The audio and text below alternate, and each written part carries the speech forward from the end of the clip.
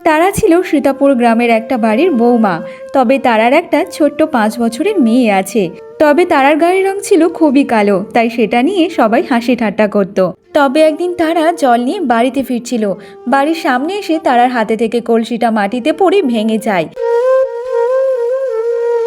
এটা দেখার পর তারার শাশুড়ি মা তারার ছোট্ট মেয়ের সামনে তারাকে খুব মারতে থাকে। আজ তোকে মেরেই ফেলবো। হাতে কি ঠুটো জগন্নাথ হয় নাকি যে ভালোভাবে দেখে আসতে পারা যায় না? দেখে দেখে আমার স্বাদের কলসিটা ভেঙে দিলি এমন ভাবে, মেরেই ফেলবো তোকে আজকের। ঠাকমা ঠাকমা, মাকে এমন ভাবে মেরো না, মায়ের যে খুব কষ্ট হচ্ছে। তুমি মাকে ছেড়ে দাও, মেরো না মাকে। তোকে আমি চুপ থাকতে বলছি। তুই যদি আমাদের মাঝখানে এসে কথা বলিস না, তোকেও এমন ভাবে মারবো। তোর মা এই কলসিটা ভেঙে দিয়েছে কেন রে? এই কলসিটার টাকা কি তোর বাবা এসে দেবে নাকি? হ্যাঁ কুসুম মা, তুই এখানে কথা বলিস না মা, তুই এখানে থাকিস না, তুই চলে যা, তুই ঘরের মধ্যে চলে যা। বলছি আমার ছিল, আমার হাতে থেকে ওই কলসিটা পড়ে ভেঙে গেল রে, আমার দোষ। তুই এখানে থাকিস না, চলে যা, চলে যা। মা, শুধু তো একটা কলসি ভেঙেছে, তবু আবার সেটা মাটির কলসি। আর একটা মাটির কলসির জন্য ঠাকমা যে তোমাকে এমন ভাবে মারছে। এই ছুরি, আমি মারবো কি মারবো না সেটা আমার ব্যাপার। আর এই কালী যেদিন থেকে আমার ঘরে এসেছে সেদিন থেকে কোনো না কোনো বিপদ ঘটাতেই থাকে। জানি না আমার কপাল এত খারাপ কেন, এই কালো কুৎসিত মেয়ের সাথেই আমার ছেলেকে বিয়ে দিতে হয়েছে।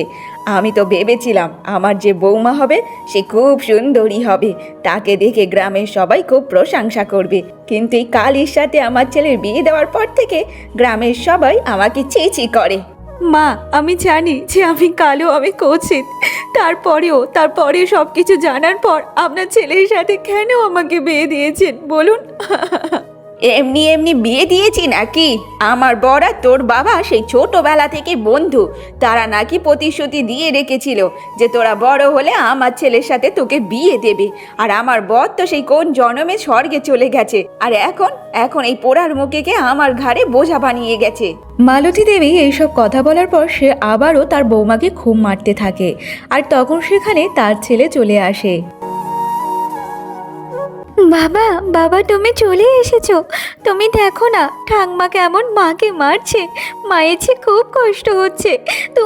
তুমি ঠাকমাকে মানা করো না, মাকে যেন না আর মারে। বাবা, বাবা, তুমি মানা করো ঠাকমাকে, মা যে খুব কষ্ট পাচ্ছে। এই, আমি তোকে কতবার মানা করেছি যে তুই আমার সামনে কোনোদিন আসবি না?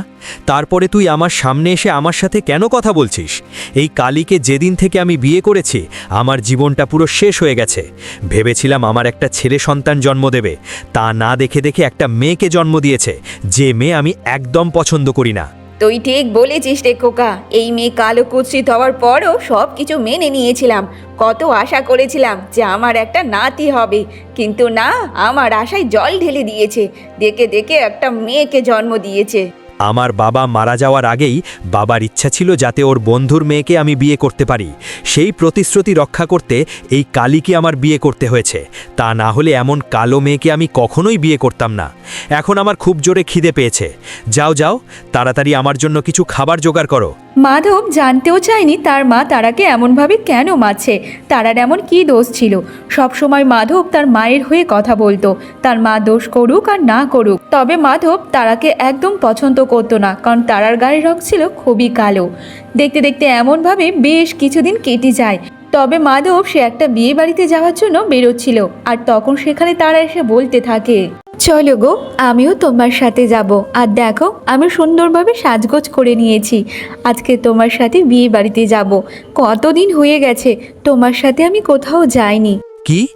আমি তোমার মতো কালো মেয়েকে নিয়ে বিয়ে বাড়িতে যাব? এটা কি জানো সেখানে বড় বড় ব্যবসায়ীরা ওই বিয়ে বাড়িতে আসবে, আর তোমার মতো কালো মেয়েকে যদি আমি ওখানে নিয়ে যাই তাহলে সবাই আমাকে নিয়ে হাসি ঠাট্টা করবে, ছি করবে। না না, আমার সাথে করে আমি তোমাকে কোথাও নিয়ে যেতে পারবো না, আর আমার মান সম্মানটা আমি নষ্ট চাই না। কেন গো, তোমরা সবসময় আমার গায়ের রং নিয়ে এমনভাবে খোঁটা কেন দাও? আমার যে খুব খারাপ লাগে, কষ্ট লাগে। গ্রামের সবাই তো আমাকে নিয়ে ছিছি করে, তারপরেও আমার বাড়ির লোকেরা এমন যদি করে, তাহলে বলতে পারো যে আমার মধ্যে কি চলে না চলে। একদিন তোমার সাথে যেতে চেয়েছি, তাতে ক্ষতিটা কি বলো তো? দুনিয়াতে তো অনেকেই কালো আছে, তাহলে তারা কি বাইরে বেরোয় না, নাকি তারা সুন্দরভাবে জীবনযাপন কাটাতে পারে না বলো তো? দেখ কালী, আমি তোর কোনো প্রশ্নের উত্তর দিতে পারবো না। তোকে ভালোই বলছি, তুই আমার সামনে থেকে এখন সরে যা। এখন একটা ভালো জায়গায় যাচ্ছি, সেখানে আমাকে যেতে দে। কালো মুখ নিয়ে আমার সামনে হাজির হয়েছে, আর আমি তোকে কোনো দিনের জন্য আমার সাথে করে কোথাও নিয়ে যাব না, এটা মাথায় ঢুকিয়ে রাখিস। মাধব তারাকে এসব কথা বলে সে ওখান থেকে বেরিয়ে যায়। তবে তারার অনেক খারাপ লাগে, কিন্তু সে চুপচাপ থাকে, কোনো কিছু কথা বলে না। এমনভাবে দিন কাটতে থাকে। তবে মাধব আর তার মা মিলে তারাকে সব সময় অত্যাচার করত, তাকে কালো কুৎসিত বলে অপমান করত। তারপরেও তারা কোনো কথা বলতো না, সব কিছু সহ্য করে নিত। দেখতে দেখতে এমনভাবে আরও বেশ কিছুদিন কেটে যায়। তবে মালতীর একটা বান্ধবী মালতীর বাড়িতে আসে।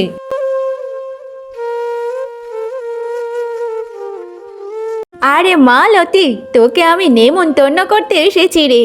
তা বাড়িতে কি এমন অনুষ্ঠান হচ্ছে যে আমাকে নেমন্তন্ন করতে আসছিস যে? আরে মালতী, আমার ছেলের যে বিয়ে দিচ্ছি, তাই জন্য তো নেমন্তন্ন করতে এসেছি রে। সরলার মুখ থেকে এমন কথা শুনে মালতী অনেক অবাক হয়ে যায়, কারণ সরলার ছেলের এর আগে একবার বিয়ে হয়ে গেছে, তারপরেও সে আবার কি করে বিয়ে দেয়? আরে সরলা, তোর ছেলের তো বিয়ে হয়ে গেছে একটা, তারপরেও আবার কি করে বিয়ে দিস রে? সে আর বলিস নি রে মালতী, কি বলি বলতো? ছেলের তো বিয়ে দিয়েছি অনেক বছর হয়ে গেছে, এখনো পর্যন্ত আমার বৌমার কোনো সন্তান হচ্ছে না। তাই জন্য আবার একটা বিয়ে দিচ্ছি। এইবার আমার ঘরে নাতি আসবে অবশ্যই। তুই যদি আবার তোর ছেলের বিয়ে দিস, তাহলে ওই যে তোর প্রথম বৌমাটার কি হবে? ওই মেয়ের আবার কি হবে? ওই মেয়ের কিচ্ছু হবে না, ঘরের এক কোণে ফেলে রাখবো। বাড়ির সব কাজকর্ম ওকে দিয়েই করাবো। যে আমার বংশের কোনো প্রদীপ দিতে পারবে না, তাকে নিয়ে আমি মাথায় কেন তুলে রাখবো? আমার ছেলে বিজয়ের আবার বিয়ে দেব, সেই দেবে আমার বংশের প্রদীপ। কিন্তু সরলা, একটা কথা বলতো, তুই যে তোর ছেলের আবার বিয়ে দিচ্ছিস, তাহলে পাড়া প্রতিবেশী কি বলবে বলতো? ছি করবে তো যে ছেলে দুটো বিয়ে দিচ্ছে, কিন্তু তখন তুই কি করবি? দেখ মালতী, পাড়া প্রতিবেশী কি বললো না বললো সেইটাতে আমি কান দিই না, তাদের আমি খাইও না পড়িও না, বুঝেছিস? তাই আমার যেটা ভালো মনে হবে আমি সেটাই করব। আমার ছেলে যেটাতে ভালো হবে আমি সেটাই করব, যাই খুশি করতে হোক না কেন। সরলা তার ছেলের বিয়ের জন্য মালতীকে নেমন্তন্ন করে সে ওখান থেকে চলে যায়।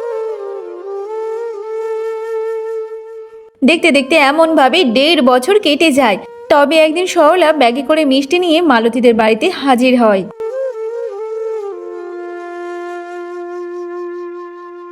আরে সরলা, তুই যে অনেক দিন পর তো আমাদের বাড়িতে আসলি।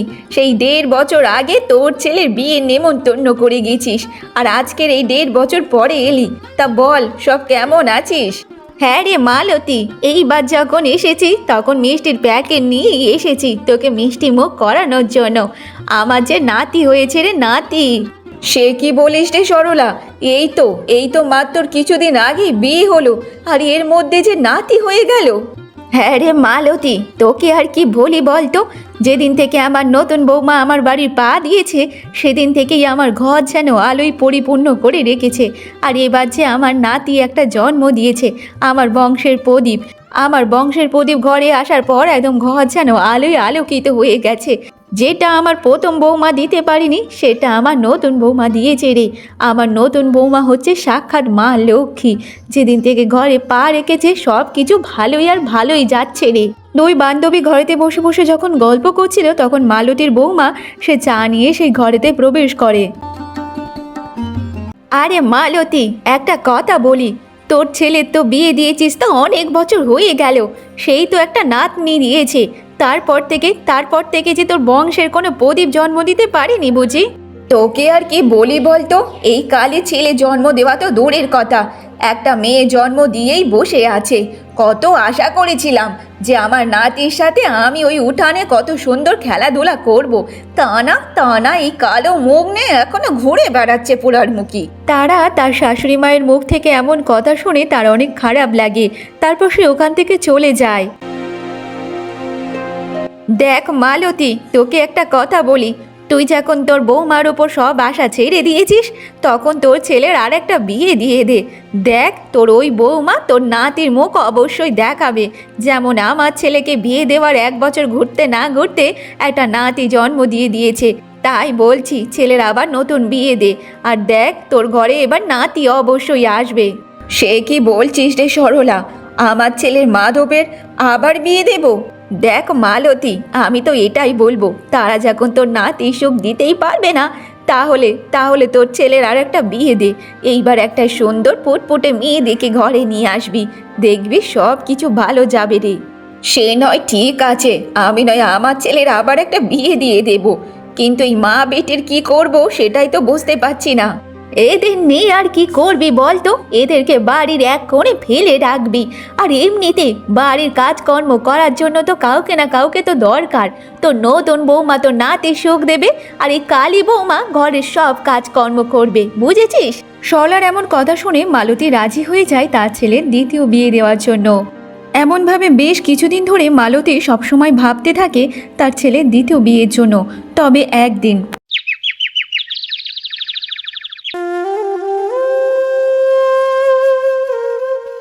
মা, তোমার কি হয়েছে বলো তো? অন্যমনস্ক হয়ে আছো, কিছু একটা চিন্তা করছো। বলো না মা, এত কি চিন্তা করছো বলো না। দেখ খোকা, আমার যে একটা চিন্তা করে করে খাচ্ছে সব সময়। আমার যে বয়স হতে যাচ্ছে, কবে চোখ বন্ধ করব তার কোনো ঠিক নেই। যদি চোখ বন্ধ করার আগে আমি আমার নাতির মুখটা দেখে যেতে পারতাম, তাহলে মরে শান্তি পেতাম। কিন্তু এই কালী তো কোনো নাতি সুখ দিতেই পারছে না আমাকে। তাই ভাবছিলাম যে তোকে যদি আবার আর একটা বিয়ে দিই, সেই মেয়ে হয়তো আমার নাতি সুখ দিতে পারবে। কি বলছো মা, তুমি আবার আমার বিয়ে দেবে? কিন্তু তাহলে তারা আর ওর মেয়ের কি হবে? ওদের নিয়ে তোকে চিন্তা করতে হবে না রে খোকা, ওদেরকে আমরা এই বাড়ি থেকে বের করে দেব না, এই বাড়ির এক কোণেই ফেলে রাখবো, সব কাজকর্ম ওকে দিয়েই করাবো। তবে হ্যাঁ, তুই শুধু বিয়েতে রাজি হয়ে যা, তারপর দেখ না তোর জন্য আমি একটা সুন্দর চাঁদের মতো মেয়ে দেখেই বিয়ে দিয়ে দেব, আর সেই মেয়ে আমার নাতি সুখ দেবে রে বাবা। মালতী যখন তার ছেলের সাথে তার ছেলের দ্বিতীয় বিয়ের ব্যাপারে কথাবার্তা বলছিল, ঘরে থেকে তারা তাদের সব কথা শুনতে পায়। শুনে অনেক অবাক হয়ে যায়। সে সঙ্গে সঙ্গে মালতীদের সামনে আসে। মা, আপনি এইসব কি বলছেন? আপনার ছেলে আবার বিয়ে দেবেন? মা তো ঠিকই বলেছে, ভুলটা বা কোথায় বলল? একবার ভালো করে কি তোর চেহারাটা দেখেছিস যে তুই কেমন দেখতে, কালো কুৎসিত? যদি আমি আরেকটা বিয়ে করি তাহলে ক্ষতিটা কি? তুমি যদি আবার বিয়ে করো তাহলে আমাদের কি হবে বলো তো? তুমি তো আমার কথা ভাববে না, সেটা তো আমি জানি। আমার কথা ছেড়ে দাও, একবারের জন্য হলেও তো আমাদের মেয়ের কথা তো ভাববে। ও যে অনেক ছোট, ওর মুখের দিকে তাকে। তুমি আবার বিয়ে করো না। তুমি যদি আবার বিয়ে করো তাহলে আমরা কোথায় যাব? আমাদের যে আর তেনকুলে কেউ নেই তোমরা ছাড়া। আমরা মামি কোথায় যাব বলো তো দেখি? এই শোন কালী, তোকে আমরা এই বাড়ি থেকে বের করব না, তুই আর তোর মেয়ে এই বাড়িতে থাকবি। সংসারের যত কাজকর্ম আছে তা তুই করবি, বুঝেছিস? আর এমনিতে তোর মেয়ের বয়স হয়ে গেছে 6 বছর, এখনো পর্যন্ত তুই আমার কোনো নাতির সুখ দিতে পারিসনি। এইবার আমার ছেলে আবার বিয়ে দেব, তারপর নতুন বউ এসে আমাদের নাতির মুখ দেখাবে। কিন্তু মা, আজকের আমার কোনো ছেলে সন্তান হয়নি। আমার গায়ের রং কালো, আমি মেয়েকে জন্ম দিয়েছি। সেই কারণে আপনি আবার আপনার ছেলের বিয়ে দিচ্ছেন। না মা, এটা করবেন না মা, এমনটা করবেন না। দেখ কালী, তোর কোনো প্রশ্নের উত্তর আমি দিতে পারবো না। এই বাড়িতে তোকে রাখছি, এটাই অনেক। দুবেলা দুটো তো খেতে পারবি, তার পরবর্তী এই বাড়িতে তোকে কাজ করে খেতে হবে। এই তো নয় যে তোকে আর তোর মেয়েকেই বাড়ি ছাড়া করছি, বুঝেছিস? চুপচাপ মুখ বুঝে সহ্য করে নিবি সব কিছু। এমন কথা শোনার পর তারা অনেক অবাক হয়ে যায়। সে তার স্বামীর দিকে তাকালে তার স্বামী তার দিকে মুখ ফিরিয়ে নেয়। সে তখন বুঝতে পারে যে এই বাড়িতে তাকে শুধু কাজের মেয়ে হয়ে থাকতে হবে, তার কোনো অধিকার থাকবে না। দেখতে দেখতে এমনভাবে বেশ কিছুদিন কেটে যায়। তবে মালতী তার ছেলের আবার দ্বিতীয় বিয়ে দেয়। সে বউ নিয়ে বাড়িতে ঢুকেছে। তখন সেখানে তারা এবং তারা ছোট্ট মেয়ে ছিল। তারা তার স্বামী এবং সতীনকে দেখার পর অনেক অবাক হয়ে যায়। সে ভিতরে ভিতরে অনেক কষ্ট পাচ্ছিল, কিন্তু তাতে কারো কোনো যায় আসে না। এই কালী, তুই এখানে দাঁড়িয়ে দাঁড়িয়ে কি দেখছিস বলতো? যা যা, ঘরের ভিতর দিয়ে বরণ ডালাটা নিয়ে আয় তো দেখি। তারা সে কোনো কিছু কথা না বলে সে ঘরের ভিতর দিয়ে বরণডালা নিয়ে আসে। আর তখন সেখানে নতুন বউ বলতে থাকে, আচ্ছা তোমরা বলো তো এই কালো মেয়েটা কে? আরে কবিতা, তোমাকে কি আর বলবো, এই সেই কালো কুৎসিত আমার প্রথম বউ। একে দেখলেই আমার দিন খারাপ যায়। ও আচ্ছা আচ্ছা, এবার আমি বুঝেছি যে এমন একটা কালো কুৎসিত ঘরে বউ থাকলে কার সংসার করতে মন চাইবে বলো তো। সেই কারণেই তুমি আমার মতো এত সুন্দরী একটা মেয়েকে বিয়ে করতে পেরেছো। হ্যাঁ হ্যাঁ, বুঝতে পেরেছি এবার। কবিতা, আমাদের বাড়িতে তোমাকে স্বাগত জানাই। তুমি যে এই প্রথম আমাদের বাড়িতে পা রেখেছো। কি, তুমি আমাকে স্বাগত জানাচ্ছ আমার বাড়িতে? এই বাড়িতে সম্পূর্ণ আমার অধিকার আছে, বুঝেছো? আমি কি করব না করব সেটা পুরো সম্পূর্ণ আমার অধিকার, তোমাকে বলার কোনো দরকার নেই। কবিতা প্রথম দিন এসে তারাকে অপমান করে। তারা কবিতার অহংকার এবং সৌন্দর্য দেখে সে নিজেই বুঝতে পারছে যে তার পরবর্তী দিনগুলো কেমনভাবে কাটতে চলেছে। তবে মালতী অনেক খুশি ছিল তার নতুন বৌমাকে পেয়ে। এমনভাবে গ্রামের দুই একটা বউ মালতীর নতুন বৌমাকে দেখতে আসে। তারা নতুন বউকে দেখে অনেক প্রশংসা করে। আর তখন সেখানে সরলাও চলে আসে। আরে মালতী, এইবার তো দেখে দেখে একটা চাঁদের মতো মেয়েকে বাড়ির বৌমা করে নিয়ে আসলি। এইবার তোর দেখ আর কোনো দুশ্চিন্তা নেই রে। এই বৌমা তোর বাড়ি একদম হাসি খুশি ভরিয়ে দেবে। এইবার দেখবি তোর একটা নাতি হবে, তুই যে নাতি সুখ পাবি রে। এটা তুই ঠিক বলেছিস রে সরলা, আমার কবিতা বৌমা সত্যি সত্যি খুব সুন্দরী। তবে তোকে একটা কথা বলি মালতী, হয়তো বলাটা ঠিক হবে না, কিন্তু এই তোর কবিতা বৌমার সাথে তোর ছেলের যদি আগে বিয়ে হয়ে যেত তাহলে খুব ভালোই হতো রে। যদি কবিতার সাথে আগে আমার ছেলের বিয়ে দিতে পারতাম তাহলে তো ভালোই হতো। দেখে দেখে ওই কালী ভূতিকে এই বাড়ির বৌমা করে নিয়ে এসেছি। তবে যা হয়েছে এবার ভালোই হয়েছে। এইবার দেখ তো, একটা চাঁদের মতো সুন্দর দেখতে মেয়েকে বাড়ির বৌমা করে নিয়ে এসেছি। এই হচ্ছেই আমার সব সুখ দেবী, আমার নাতির সুখ আমাকে দিতে পারবে।